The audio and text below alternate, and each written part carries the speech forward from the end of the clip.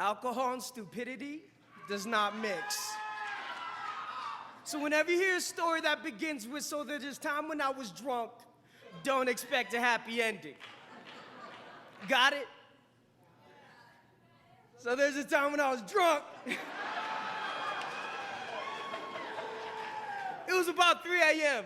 and Junior's a tight bundle of whiskey and meth built like a pit bull with a smile to match. Imagine a slinky with a fucked up attitude. And since he's a southpaw, I should have seen his left hook come in, but I was too busy trying to remember my name, and I forgot the one thing you should never forget in a fight: to duck. His punch whispers past my ear. I avoid its knuckled echo by jumping back, unfortunately right into a rabbit hole, and I shatter my lower leg. I crumple to my knees like a Skid Row hooker finding God.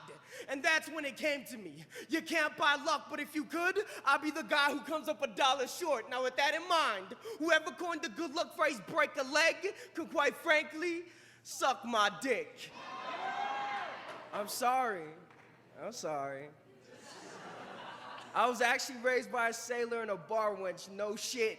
This tongue holds no grace, and it always seems like a good idea at the time. But when you're smack dab in the eye of the hurricane, otherwise known as a bender, you tend to forget the little things like your name, or only birds can fly, you unfortunately can't, or whipping out your dick may not be the most appropriate way of conveying, hey, I kinda like you.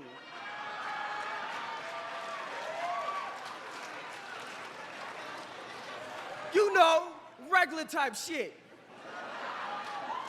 But anyways, back to my train wreck. I decided to finish my drink with the pack of wolves I call friends before we all stumbled towards the hospital. It all felt like a lost episode of the Bad News Bears. I sat for 5 hours in the hospital's waiting room with no medical insurance, and I realized what minimum wage really means. Is don't get sick.